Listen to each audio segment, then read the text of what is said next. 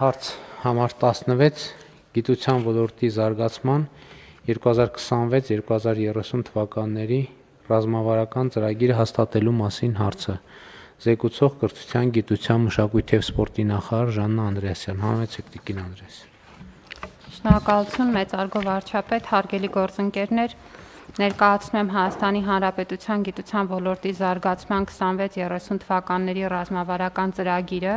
եւ պետք է հիշեցնեմ, որ գիտության ոլորտի զարգացումը կառավարության 21-26 թվականների ծրագրի առաջնահերթություն էր եւ հենց այդ աշխատանքների շնորհիվ գիտության ոլորտի ֆինանսավորումը 2018-ի նկատմամբ աճեց շուրջ 180%-ով եւ հնարավոր եղավ ոչ միայն կասեցնել ոլորտի նախընթաց տարիների վայրեջքը, այլև գիտության ոլորտում ներդնել զարգացման օրակարգ։ Գիտնականների բազային վարձատրության 105-ից մինչև 300% աճը, բազմազան դրամաշնորհային ծրագրերը երիտասարդների համար գիտությամբ զբաղվելը դարձրեցին գրավիչ։ Սկսած 2022 թվականից մենք արձանագրում ենք գիտնականների թվի աճ, ավելի քան 600 նոր գիտնականներ են մուտք գործել ոլորտ, որոնց շարքում մեծ մասը երիտասարդներ են։ Ներգրավում են հեղինակավոր գիտնականներ արտերկրից, այս պահին ունենք համագործակցություն ավելի քան 30 երկրների 160 գիտնականների հետ թիրախային ծրագրերի միջոցով։ Էական կապիտալ ներդրումներով հնարավոր է դարձել Հայաստանում միջազգայինորեն մրցունակ գիտական հետազոտության իրականացումը, ինչպես օրինակ բոլորովին վերջերս Երևանի պետական համալսարանում բացված արհեստական բանականության կենտրոնն է։ Գիտության միջազգային մրցունակության աճի մասին է վկայում նաև այն, որ 2025 թվականի տարեվերջի դրությամբ Եվրոմիության Հորիզոն Եվրոպա ծրագրին Հայաստանի Հանրապետության կողմից ներկայացվել է ընդհանուր 183 հայտ, նախորդ տարվա համեմատ 39 հայտով ավելի եւ ֆինանսավորման եւս 8 պայմանագիր են կնքել, ընդհանուր պայմանագրերի թիվը հասցնելով 25-ի շուրջ 8.3 միլիոն եվրո ընդհանուր բյուջեով, որը գերազանցում է նախորդ 4 տարիների բյուջեն 96%-ով, իսկ նախորդ փուլի այս ծրագրի բյուջեից կրկնակի ավել է։ 24-ից սկսած նաեւ պատմական առավելագույն ցուցանիշներ են գրանցում հայաստանյան գիտնականների կողմից միջազգային գիտատեղեկատվական շտեմարաններում ընդգրկված ազդեցության գործակից ունեցող պարբերականներում հրապարակումների թվի մասով եւ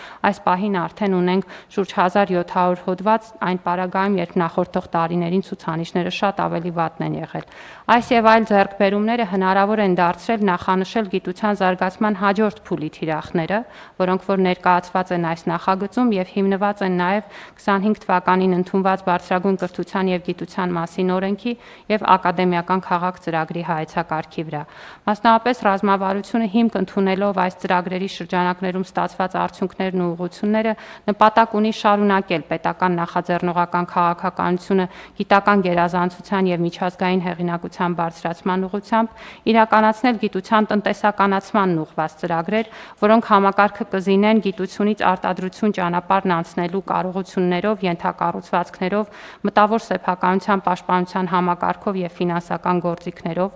բարձրացնել գիտության ոլորտի սոցիալական ազդեցությունը, գիտական ձեռքբերումների ավելի լայն լուսաբանմամբ եւ հանրային ներգրավման միջոցառումների իրականացմամբ, ինչպես նաեւ հաշվետվողականության ավելի բարձր մակարդակի գործիքակազմի ներդրմամբ եւ վերակազմակերպել ոլորտի կառուցվածքը, զինելով բոլոր անհրաժեշտ սարքավորումներով եւ ենթակառուցվածքներով, միևնույն ժամանակ ոլորտի կառավարումը դարձնելով առավելագույնս թվային եւ օպտիմալ։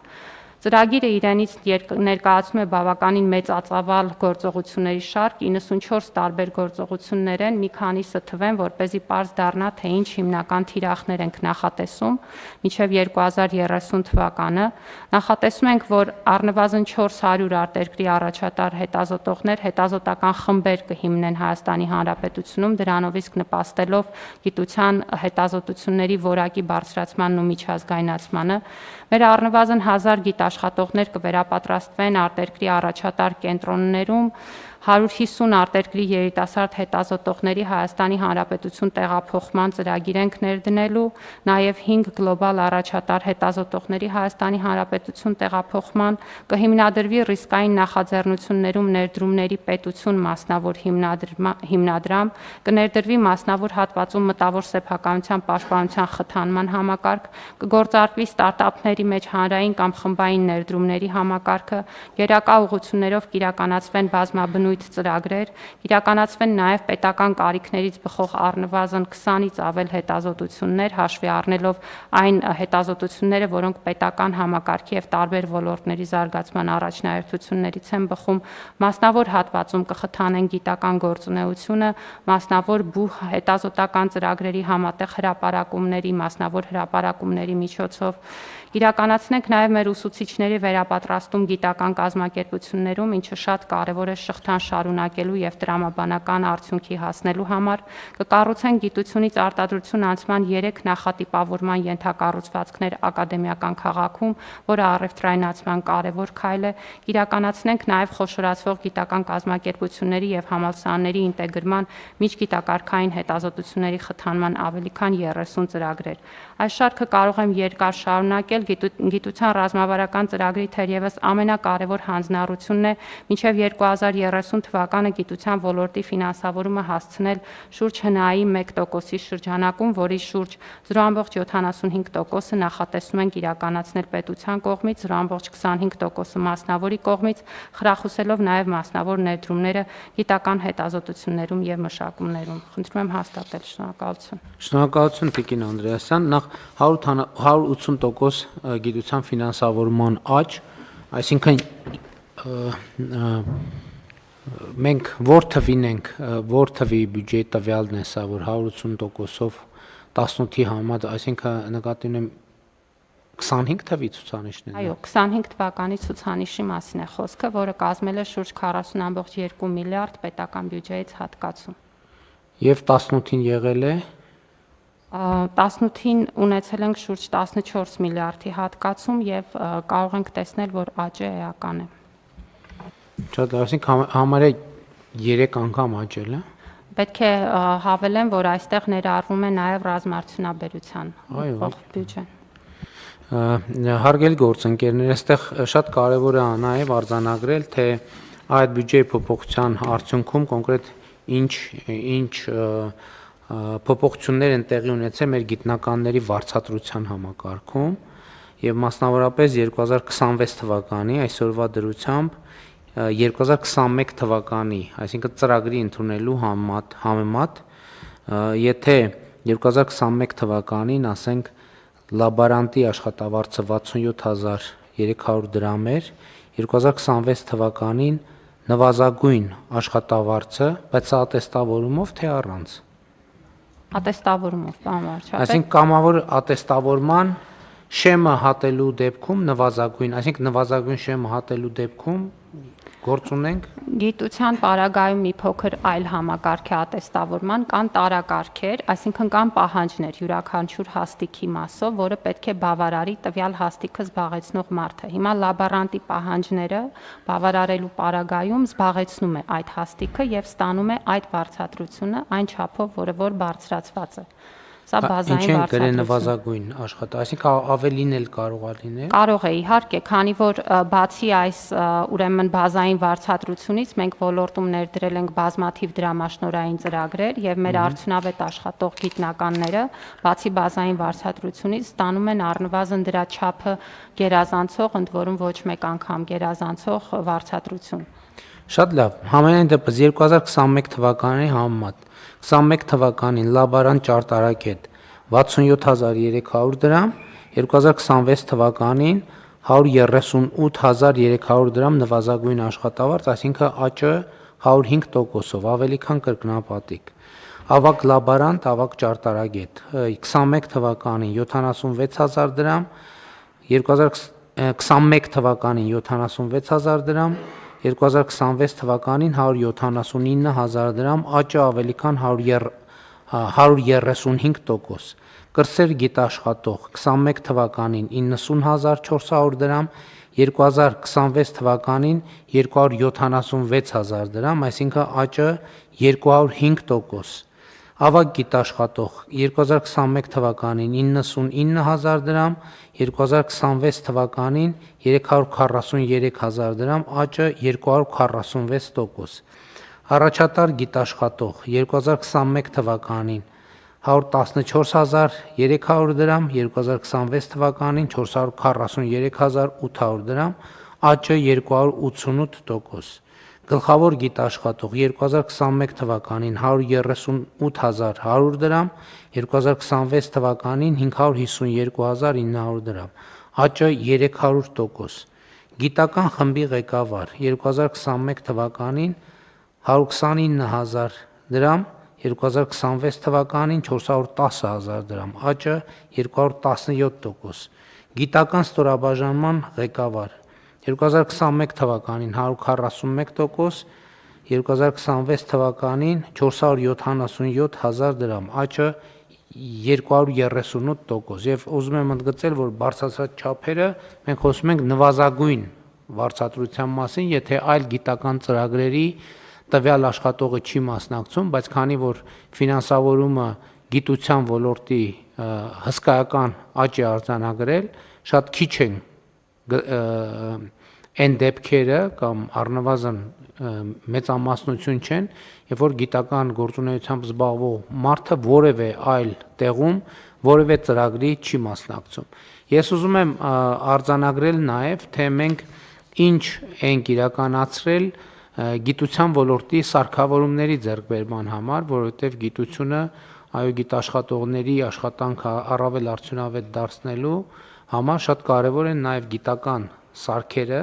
եւ 2021 թվականից 2026 թվականներին գիտական 142 սարքավորումների համար տրամադրվել է շուրջ 13 միլիարդ դրամ, եւ սրանց շարքում է նաև սուպեր համակարգիչը Երևանի պետական համալսարանի, որի ձեռքբերման եւ տեղադրման ծախսերը կազմել են 3.7 միլիարդ դրամ։ Բայց այս թվերի հետևում կա բովանդակություն, որի մասին ես ուզում եմ խոսել, որովհետեւ Երևանի պետական համալսարանում, երբ որ մենք մասնակցում ենք սուպեր համակարգչի գործարկման արարողությանը պաշտոնական, մի շատ հետաքրքիր դետալ բացահայտվեց, որ երբ 2022 թվականին, 21-22 թվականին կառավարության ներկայացուցիչները սկսել են խորհրդակցություններ գիտության ոլորտի ներկայացուցիչների հետ սուպեր համակարգիչ ձեռք բերելու առումով, գիտության ոլորտի ներկայացուցիչները որոշակի հոռետեսություն են հայտնել, ասելով, որ Հայաստանում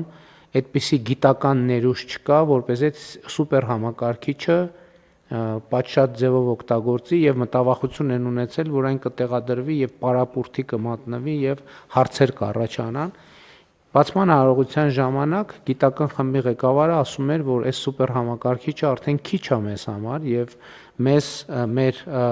ամբողջ հնարավոր պոտենցիալը իրացնելու համար մեզ հարկավոր կլինեն այլ սուպեր համակարգիչներ, բայց լավ լուրն այն է կամ լավ լուր է,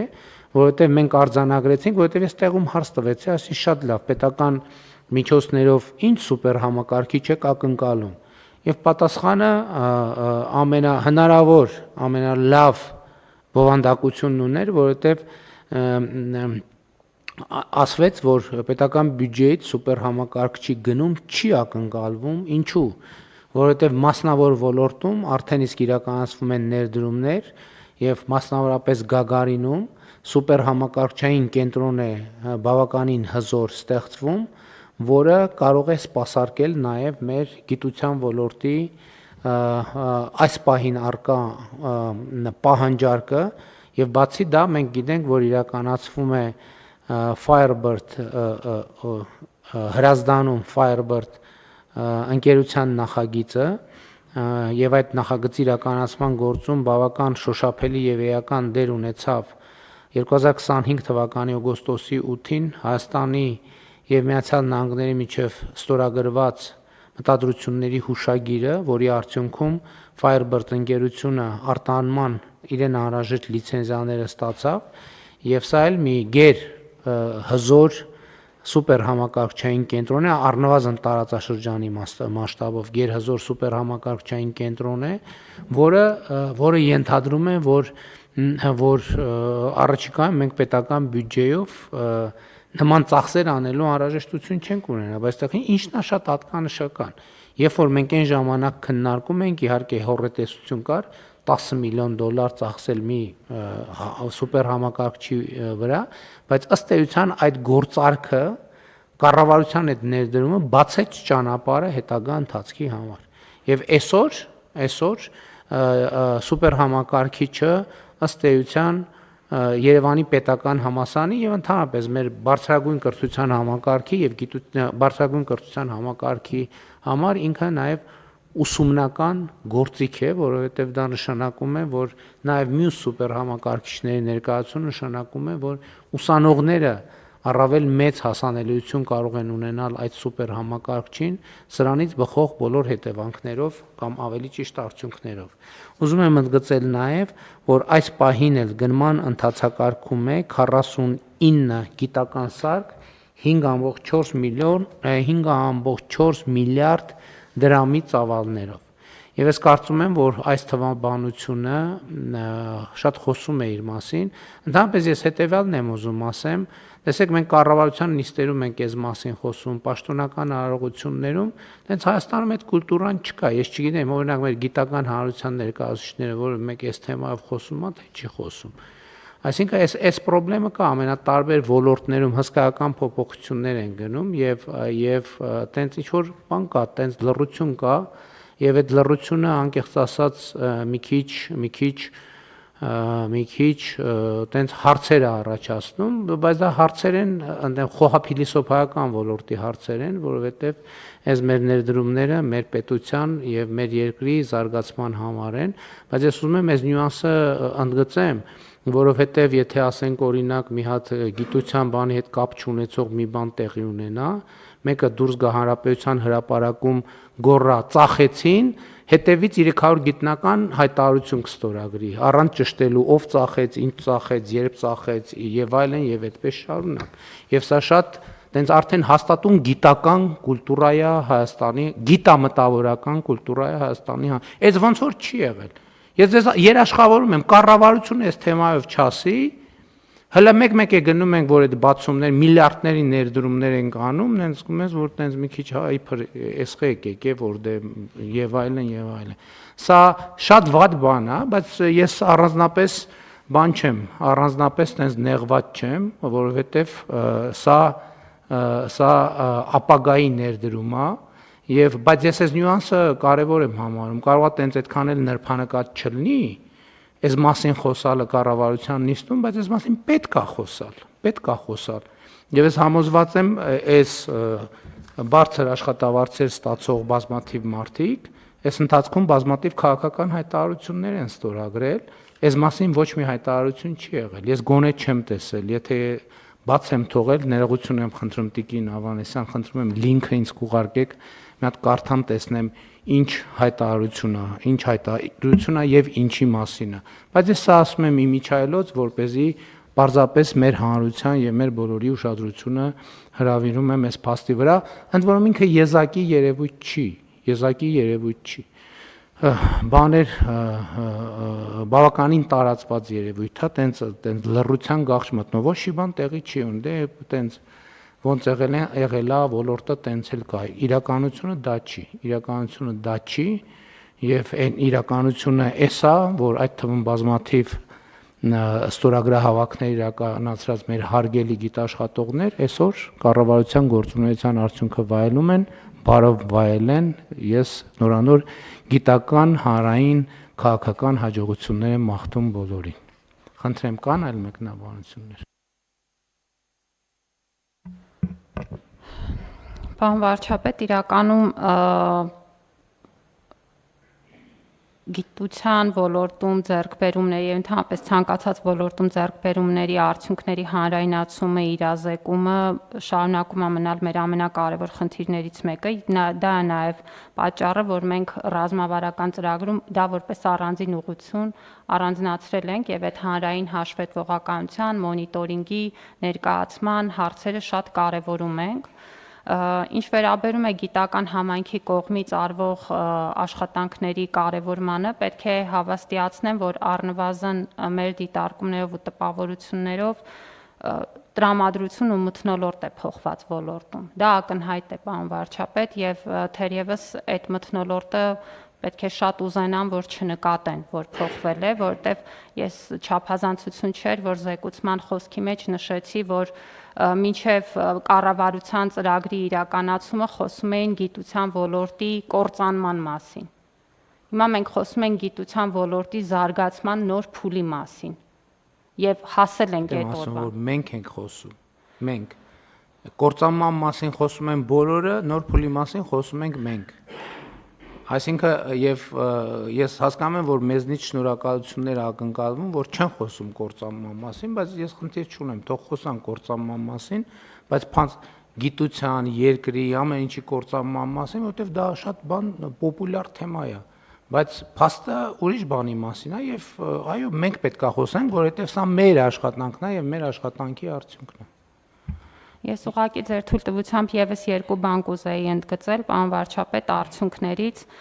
մենք խոսում ենք միջազգային գիտատեղեկատվական շտեմարանների ամսագրերում մեր գիտնականների հրապարակումների մասին, բայց մենք ունեինք եւս մի շատ կարեւոր խնդիր, որ մեր ամսագրերն էլ այդ մակարդակին ու որակին հասցնենք, որպեսզի Հայաստանում նույնպես ունենանք միջազգային գիտատեղեկատվական շտեմարաններում ներգրավված ամսագրեր, ու ես շատ ուրախ եմ, որ այդ աշխատանքը նույնպես արդյունքներ է տալիս եւ 2025-ին մեր 3 ամսագրեր գրանցվել են միջազգային գիտատեղեկատվական շտեմարաններում, ընդ որում դրանցից 2-ը մեր բուհերի ամսագրերն են, Ճարտարապետության եւ Շինարարության Հայաստանի ազգային համալսարանի եւ Երևանի պետական համալսարանի, եւ սա ցույց է տալիս, որ այդ աշխատանքը որակական փոփոխությունների տեղի է ունենում եւ հիմա մեր գիտնականները ունեն հնարավորություն նաեւ հրապարակելու իրենց հոդվածները հայաստանյան ամսագրերում, որոնք նույնպես այդ նույն ստանդարտի եւ նույն որակական միջավայրում են գործում եւ այս թիվը պետք է գնալով ավելանա։ Որակական աշխատանքի բարելավման մասին է խոսում նաև այն, որ մենք ավելի քան 58% աճ ենք գրանցել